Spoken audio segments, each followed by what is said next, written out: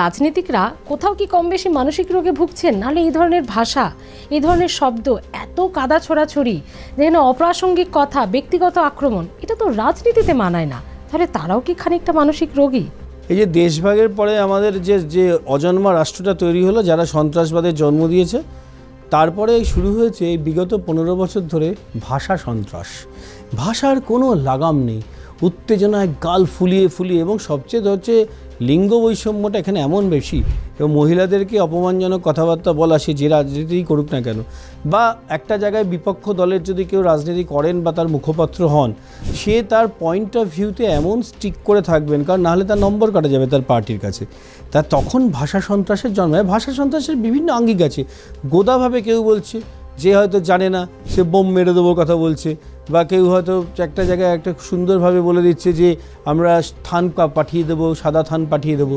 তা এইগুলো তো একটা জায়গায়, কিন্তু ব্যক্তিগত আক্রমণের যে জায়গাটা, সেটা করে। আমরা দুর্ভাগ্যজনক, আমি বিধানসভায় কয়েক বছর আগে গেছিলাম, এবং আমার অনেক বন্ধুবান্ধব আছে, সেখানে আমি দেখি সব দলের রাজনীতির লোকজন কিন্তু একসাথে গোল টেবিলে বসে আড্ডা মারছে, গল্প করছে। আর তাদের যারা গ্রাসরুট ওয়ার্কার, সেই গ্রামে বসে তারা একে অন্যের বাড়িতে বসে বসে রাজায় রাজায় যুদ্ধ হয়, উলুখাগড়ায় প্রাণ যায়। তা এই যে রাজনীতির আঙ্গিনাগুলো রয়েছে, এইখানে প্রত্যেকেই কম বেশি নার্সিসিস্টিক। আজকে যদি মজা করে বলা হয়, 1939 থেকে 1945 সালের যে দ্বিতীয় বিশ্বযুদ্ধ হয়েছিল, যদি অ্যাডলফ হিটলারের ট্যাঙ্কে একটু লিথিয়াম বা ডাইভ্যালপ্রয়েস বা ওলানজাপিন মিশিয়ে দেওয়া হতো, মুড স্টেবিলাইজার হিসেবে কাজ করতো, তাহলে হয়তো দ্বিতীয় বিশ্বযুদ্ধ ঘটতোই না। তা এই যে আমাদের রাজনীতিবিদদের মধ্যে এরকম সম্ভাবনা রয়েছে, যেই নার্সিসিজম ছিল হচ্ছে গ্রিক গড, একজন নার্সিসাস, যে নিজের আয়নায় নিজের ছবি দেখে আত্মপ্রেমে মজে গেছিল যে আমার চেয়ে এত সুন্দর কেউ হতে পারে। তাই পলিটিক্যাল ইয়ের মধ্যে একটা নার্সিসিজম রয়েছে।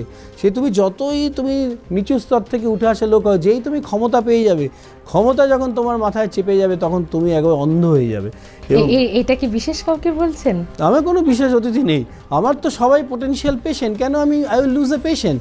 আমার কাছে তো সবার সাদর আমন্ত্রণ। বাদিক দিয়ে দরজা দিয়ে সিপিএম পার্টির লোক ঢুকছে, ডান দিক থেকে তৃণমূলের ঢুকছে, সামনে থেকে বিজেপির ঢুকছে, সবাই। মানসিক সমস্যা তো কাউকে আসবে না এমন হতে পারে না।